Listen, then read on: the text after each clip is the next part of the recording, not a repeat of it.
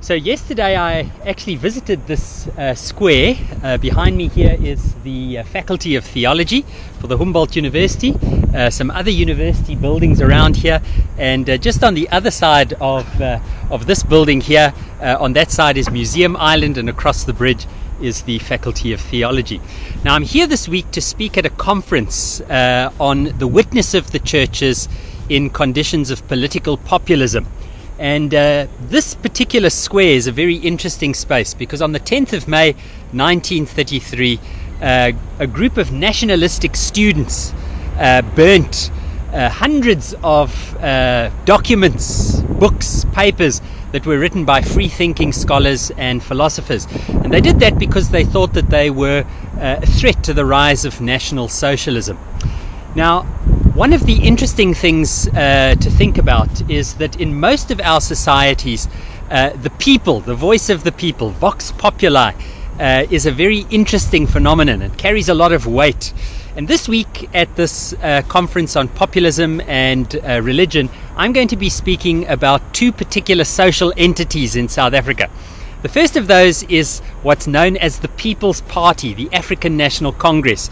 Nelson Mandela was the leader of this until his death, and they have been the governing party in South Africa in our political dispensation since the first democratic elections in 1994. And they hold the majority of the vote. However, in recent years, the African National Congress, like many political parties who have come to power, has struggled to maintain its constituency. So there have been allegations of corruption. Mr. Zuma, as some of you may know, resigned from his post as president because of accusations of state capture. He's now facing hundreds of charges of corruption, but also just issues like poor service delivery, the fact that the majority of South Africans still continue to live with massive economic inequality, that they don't have adequate housing or sanitation or education. Out of 144 countries surveyed, South Africa scored the lowest in maths and science education, even though we spend the highest amount of money on our education. So the people of South Africa, the majority of whom are black and who are still poor because of apartheid, are finding it difficult to maintain their allegiance to the African National Congress. And so this has presented the party with some problems. They've been looking for constituencies, groups of people that they can relate to in order to strengthen their political base and maintain power.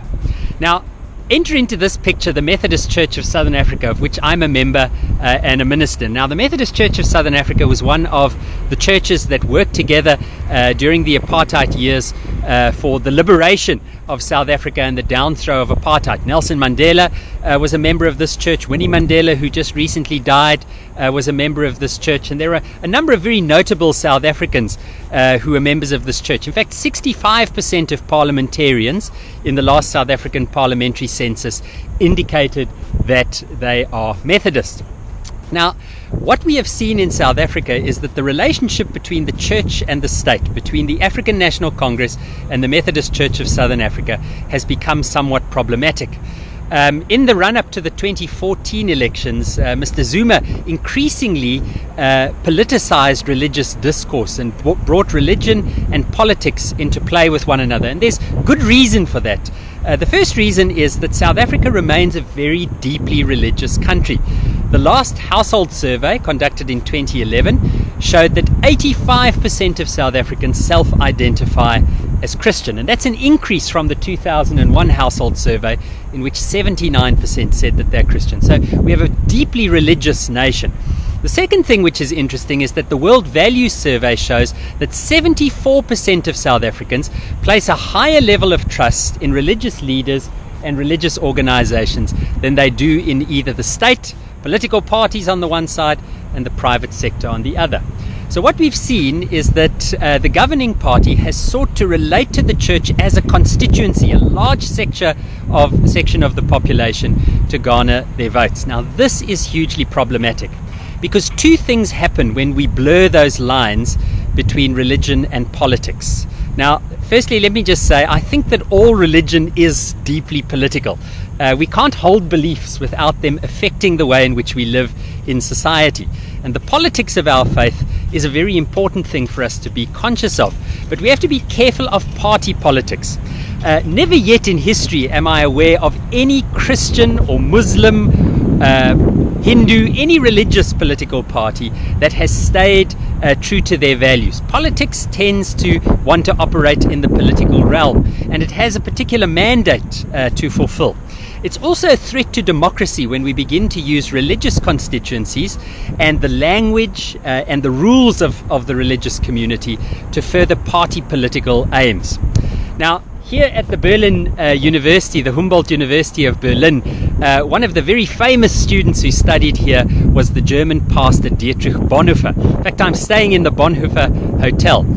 Dietrich Bonhoeffer was a member of the Confessing Church, and he was executed just weeks before the end of the Second World War for his work against National Socialism, against this populist movement that arose in Germany, where the National Socialist Party, not the Nazi movement, tried to give political expression to what they thought was the voice of the people. Now, Bonhoeffer writes about this in that wonderful little essay of his that he wrote to his friends called After 10 Years. And in the essay, he describes this kind of action, this nationalism, as a form of folly. In fact, in some translations, it's translated as stupidity. And he says when the church and the state enter into this kind of relationship, it's a form of stupidity. And he makes this wonderful point. He says this particular kind of folly has less to do with intellect and more to do with morality. It's an ethical choice. And his reasoning behind this is quite simple. He says that there are highly intelligent people who make unwise or foolish choices. And then there are persons who perhaps are less intelligent, perhaps less educated, who are able to make very wise choices. So we can see that foolishness, folly, is not related so much to intellect as it is to morality. Now, I've been thinking about that a lot, and I think that one of the things we need to be careful of, and this is what Bonhoeffer warns us about, is he says the virtue, the ethical value of any form of power, whether it's religious power or political power, will be measured by how it capitalizes on the folly of its people, their need for identity, belonging, security. And in South Africa, I think we are seeing a form of foolish politics and a form of foolish religion. When the church gives over its agency, its authority to the state, and when the state stops being impartial, when it aligns itself with one particular religion or one particular denominational tradition within a religion, it stops being free and independent to safeguard the religious freedoms of those who have faith and who have no faith.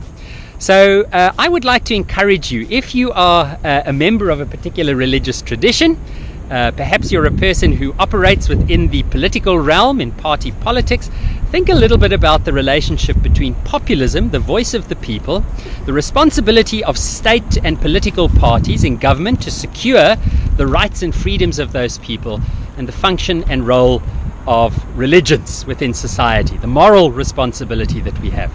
So I haven't opened up everything. I'll put some links in the show notes to another video that I made about why Christians should desire a secular state.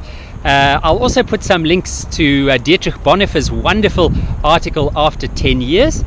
But as for me, I need to get going. Our conference begins a little later today. Thankfully, my paper is already done, so the pressure is off. Now remember, this is not a lecture, just a thought. So thanks for watching. I'd love to hear your comments. You can connect with me on my website dionforster.com or at Digital Dion on Twitter or on Facebook. And please subscribe to this channel, Dion Forster, on YouTube. Share the video, like it. All of that helps to get it out there. And yeah, thanks for watching.